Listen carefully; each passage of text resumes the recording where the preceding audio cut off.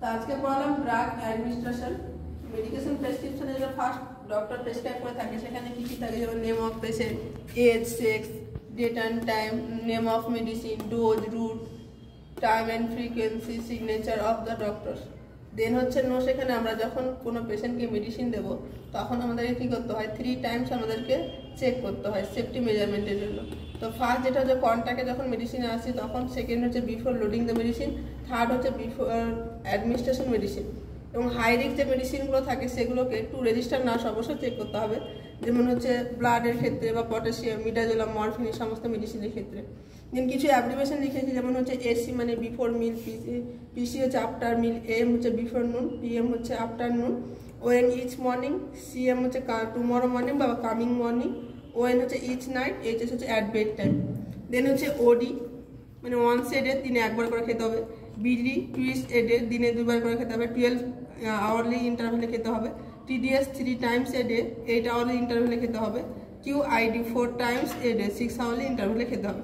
এবং দেখা গেল লেখা আছে ওডিপিসি মানে কি, যে ওয়ান্স এ ডে, পিসি মানে চাপটার মিল, খাবার পরে খাবে এবং দিনে একবার করে খাবে। এভাবে কি থাকবে, প্রেসক্রিপশনে লিখে থাকবে। দেন হচ্ছে স্টার্ট, স্টার্ট হচ্ছে যে কি অ্যাক্ট ওয়ান্স অ্যান্ড ইমিডিয়েটলি, একবারে দিতে হবে এবং ইমিডিয়েটলি দিতে হবে। পিআরএন হচ্ছে যে হোয়েন রিকোয়ার্ড, যেমন হচ্ছে এক্সাম্পল হচ্ছে ট্যাবলেট পিসিএম।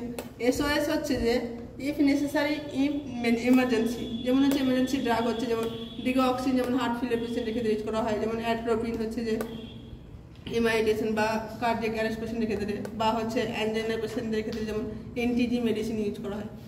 দেন হচ্ছে যে আইয়ের ক্ষেত্রে আই ড্রপ কীভাবে দেবো, তো আমাদের আই ড্রপের ক্ষেত্রে আমাদের যেহেতু আই দুটো রয়েছে, তাহলে আমাদের কী করতে হবে, যে অ্যাব্রিভিয়েশন চেঞ্জ হচ্ছে এখানে। ওডি মিনস এখানে কী বলে, যে রাইট আই, ওএস হচ্ছে লেফট আই, আর ওভি হচ্ছে বোথ আই। এবং আই যখন ড্রপ দেবো আমরা কোথায় দেবো, সেটা হচ্ছে লোয়ার কনজাক্টিভিটিতে আমরা কী করবো, আই ড্রপটা দেবো।